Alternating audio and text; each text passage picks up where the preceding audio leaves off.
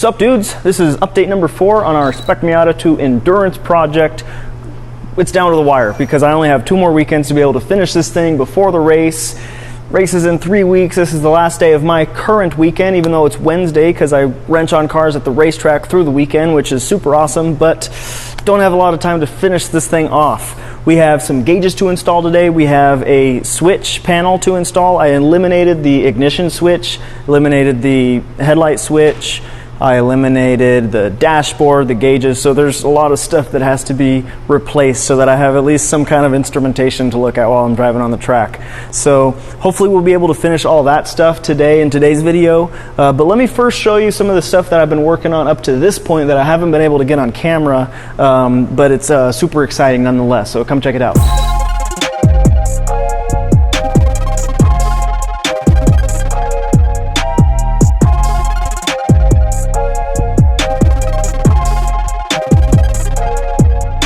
I'm going to kick this off with what is my favorite part of this build process so far, beyond even cutting the windshield off and all the other aero stuff that I have planned or done.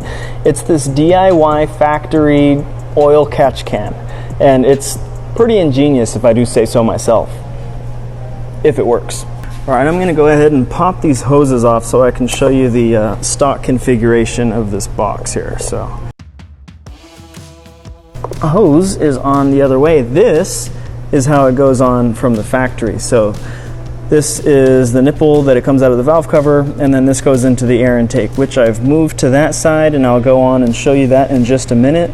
I was looking at this and thought, hey, you know what, that would probably point over here if I put it on backwards. So there it goes. This end goes here. This end goes into my elbow, which I've hollowed out because now this used to be the PCV valve. I drilled it out so it is just an elbow now, and I'm going to put a straight inline PCV valve here so that the air is only going one way, keeping a constant vacuum in our valve cover. And coming around to the back side here returns to the intake, which is pulling vacuum on the box itself. Pulls it. So there's our green filter. It's designed to hold quite a bit of oil, and then anything that isn't held by the filter will probably collect a little bit in the bottom of the valve cover, in the bottom of the air filter housing. So as you can see, I used Gorilla Tape and some Gorilla Glue around the outside. The tape is from the inside, so it should be able to hold a vacuum. That Gorilla Tape is quite strong. And then there's also a port over here that I had to tape closed as well. So hopefully the oil and air mixture will come in through here, get filtered out through the natural air filter that belongs to the car, and then the vacuum will be formed on the other side, and it should keep the oil from going back into the combustion chamber. And the reason you don't want to burn oil as it does in the stock configuration is because the oil will greatly reduce the knock capacity of the gasoline. So oil has a very low octane rating, so when it enters the combustion chamber, you could have knock and ping and pre-ignition, pre-detonation, and I have lost 2 motors to that issue before, so I want to be very careful. This should hopefully prevent issues with burning holes through pistons in the future. Alright, now we're on to the intake. The headlight will no longer fit in this area, but I have a solution for that I'm going to show you in just a minute. I don't know how useful this intake air temperature sensor is, but it seemed that people were using them on their Mega Squirt kits and their modified intake Miatas. So it must have some importance. So I went ahead and, you know what, I'll show you. I'm gonna take this hose clamp off and show you exactly how I installed it in the cone air filter. There we go.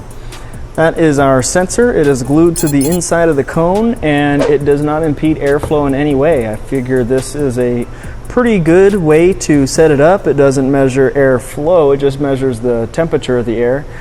So I didn't want it to get in the way of the passage of air, such as if I put it in a tube over here, either in the plastic part or the silicone or the aluminum. So the system of tubing isn't exactly ideal because it has a few edges to go around as the air makes its way into the manifold, but just the virtue of having it over here away from the headers should make the air coming in a lot cooler. It definitely does have a shorter passage to travel, so it should overall be able to bring in more air cooler. than it was able to bring over there. So what I did was I removed the outer lens from the housing with a little bit of pry bar action and a heat gun. It was a little bit of a challenge, but not too bad. This gray glue that they use is very tacky, so it's a little bit of a challenge pulling it off, but not difficult altogether. So that will still fit where it was in the factory location, sealing off the engine bay from a bunch of extra air entering that we don't want. And it still looks pretty nice, right? It's got the nice look to it. I think it's pretty cool how it's clear and you can still see the air filter behind it. I think overall it's got a very nice look to it. And what I didn't want to sacrifice was the light coming out of the headlight, because I'm going to be doing a lot of night racing in endurance. They usually run at the end of the day through the night as they're 3+, 4+ hour races.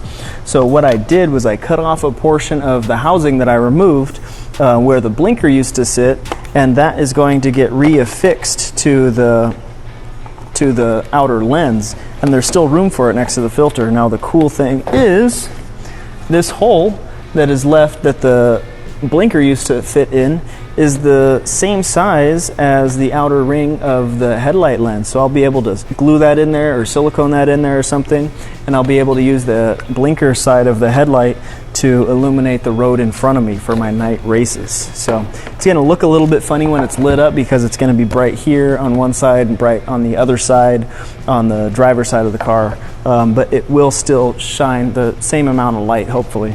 So we got both fenders done. We cut off the bottom and tucked it in. What I did was I used just a nut and bolt on the fender side, and I used 3 self-tappers on the body side, because self-tappers aren't very secure. You don't really want to trust your life to them by any stretch, but I think they'll do the job of just keeping the fender pulled tight, and I used 3 of them for redundancy. So that should work pretty well. With this little bracket there, it's just a piece of plumber's tape, a couple screws, should stay, hopefully.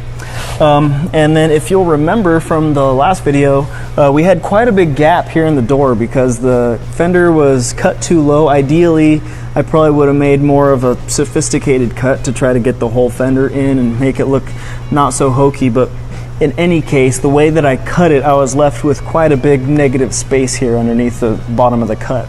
So naturally, filled it in with some tape. It definitely made the gap a whole lot smaller, so I don't have as much of a scoop effect on the front edge of the door.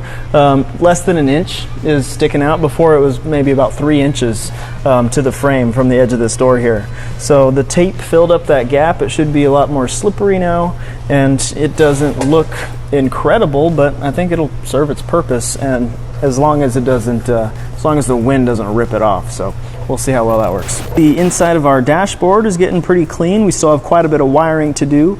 I removed the ignition assembly from the steering column because I don't like how it gets in the way of your knee when you're trying to heel toe or bring your knee up for any reason. I like the extra room in the footwell. So I took that off, but that's going to necessitate the need of a ignition panel or electrical panel for accessories and ignition and starter. So that's going to go on this little bracket left over by the dashboard in front of the shifter here. It'll be far enough away from the shifter so it's not going to interfere with any shifting operations, but I should still be able to reach the switches when I'm buckled into the seat. So new radio system wasn't in the budget, so we're going to be running this Baofeng radio with booster and antenna. See how well that works at Button Willow. It's pretty flat out there, so I expect we should have decent quality communications out there at the track. I wanted to fix this rear view mirror because it's a little bit more than broken there, but it's not in the budget, so I just put some glue on there and strapped it back on. Now there was one thing I was concerned about. Let me jump out of the car and look at this from the other side. I was concerned with how this rear view mirror would handle the speed, because at 120 plus miles an hour, I'm sure there's quite a bit of force pushing on the edge of this windshield. So I wanted to make sure it was secure. So I put some self-tapping screws in the edges of the plastic here so as not to break the glass when it came through the other side. So I put it in an angle on this little bulbous part of plastic, and I attached it to the mount with some baling wire. So hopefully when the wind comes through and pushes on this, it's not going to snap it right off. You can see the back of the tires pretty well. Still have to make a front splitter, but I also did the same thing to the back edge. I folded over the flap that was on the body behind the rear tire. The rear bumper is staying off. I will probably come in here and paint the whole section there that's white. I'm going to paint that all black so it kind of blends in, doesn't look so hokey. So I cut this off at the bottom, I flattened the sides. So that should give me a pretty good exposed part of the tire there for all the dirty air to roll off of. I want to be able to do something with the gas filler system to be able to bring more gas into the tank quicker. But I don't know if I have any time for that, as there's still quite a bit of aero mods to do. So for the time being, I think I'm limited to the speed that I'm able to dump gas into our existing setup with the stock cap. At least there is no stop in there. I removed that before racing spec Miata, so it flows in there pretty quickly, but we have never tried to do it on a pit stop speed before, so we'll see how that goes. So one thing I've been absolutely racking my brain about is what kind of material am I going to use for the front splitter and for the paneling that I have to do over the passenger compartment, because aluminum's pretty expensive and plywood's kind of heavy, and masonite, I don't know, it's kind of heavy too. So, and I need a lot of it, you know, because the bumper's wide, and it doesn't have to be very long because I'm not going to go the whole length of the car underneath as much as I would like to. I don't think it's in the scope of the project, as I'm racing in just a month.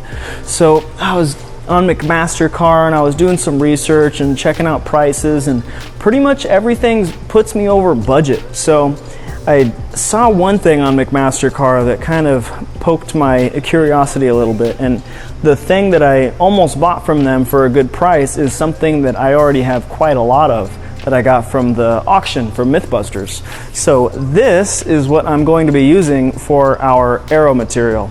Let me show you. Hopefully you're as floored as I was. Pegboard. I have a whole bunch of it. It'll be cheap to replace if I want to put it back up on the wall where it belongs, but for now it's abundant.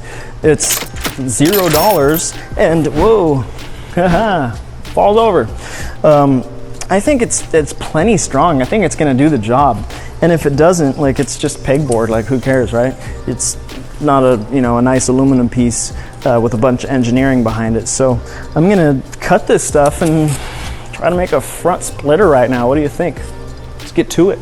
All right, first order of business in our little gauge journey is to get this tachometer mounted, or takomita, as Takumi Fujiwara would say. It's going to go right here between the steering wheel brackets that I just made earlier, and it freaking sits perfect. I'm just going to get some rubber hose and protect the corners here. Well, protect the tachometer from the corners of the steel so this doesn't get all dented up. And yeah, I'm just going to slap it on there, hopefully look for some combination of hose clamps or something to strap it down to, and that should be copacetic, man. It's looking good. I think the other gauges, which are a little bit smaller, are going to hang off the cage on either side of it. The steering wheel here, let me grab it. The new steering wheel I got is so dang large, you have no problem seeing the gauges through the center of the steering wheel while you're driving. It's all clearly laid out for you. So I did have to remove one of the spacers that I had on the column here, because the steering wheel was so close to my chest and so large in diameter that I actually wasn't able to turn left because my elbow was hitting the roll cage. So I brought that a little bit closer to the front, and there's plenty of window there to be able to see the gauges. So let me see if I can get this thing mounted down, and we'll go from there.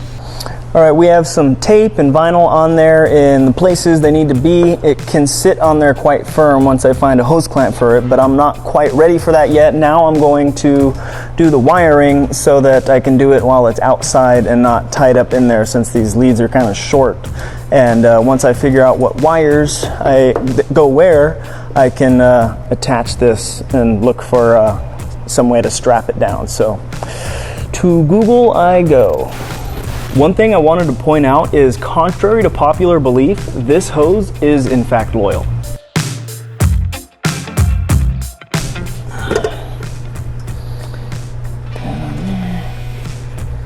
We're going with tape, vinyl tape. It's quite thick, be squishy enough. Yeah, I think so. That should do. I'm gonna grind this down too so it sits flatter.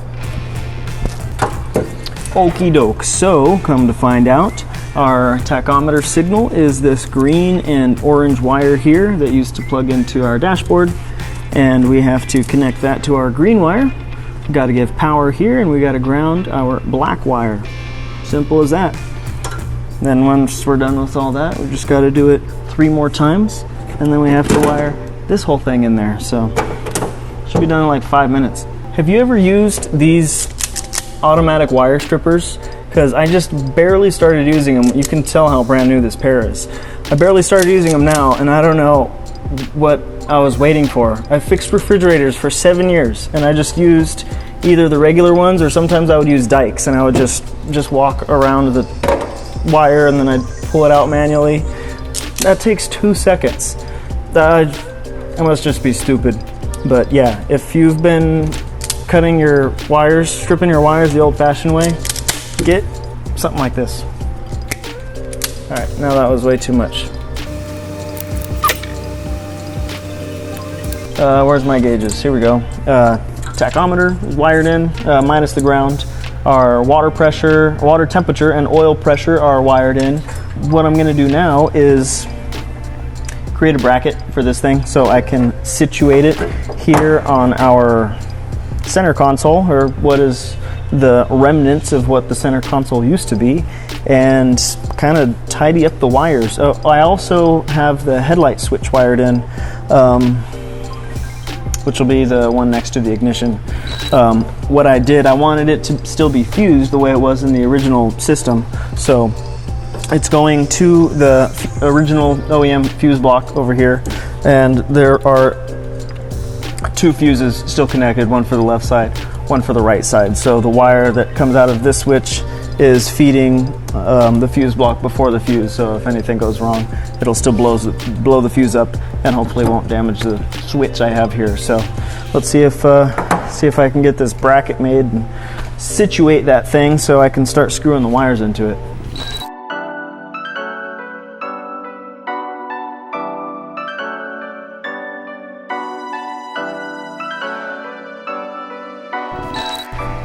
See there, I told you it was only going to take 5 minutes. I'm about at a cutting out point now. We have all the gauges wired. They're not mounted yet. I still have to decide whether I'm going to buy the expensive Autometer roll bar gauge mounts. They're really nice, but they're pricey. I think they're like 45 bucks each or something like that, and I would need 2 more to mount these 2. I have one because I was using it before on the Spec Miata revision of this car, but now I have 3 gauges I need to mount, so I don't know if it's worth the cost. I'm kind of at the end of my budget right now. I'm trying to do this whole car for $0, and the way I'm able to do that is, obviously I'm not counting like tires or brake pads or stuff that the car would have already needed anyways to race Spec Miata, or any class for that matter. So I'm only counting the stuff that's changing it from a Spec Miata to an endurance car. And the reason I'm able to do it for $0 is because I sold the hardtop for $1,000, right? So that's $1,000 in the bank from the car. So I am about at that amount right now with everything that I've purchased. So I don't really know if I have the budget to buy these things, but I'm going to go over the numbers again, see if it's there, and see if it's worth it. Because otherwise, I don't know if anything else is going to be as quick as that mounting solution. So the ignition switch is in and mounted. The gauges are all wired up, everything works. One nice thing about having your switches wired this way is I can now crank the car over without worrying about, pulling a fuse on the fuel pump if I only want to crank it and not start it for diagnostic purposes, anything like that. So that is now available to me, and yeah, it was a long night, honestly. It didn't take 5 minutes, like I said. That was just camera magic. It really, it took way past my bedtime to get this done. So we will wrap it up for tonight, and in the next video, I should be hopefully paneling this thing in. I am wiped out. I'll see you in the next one.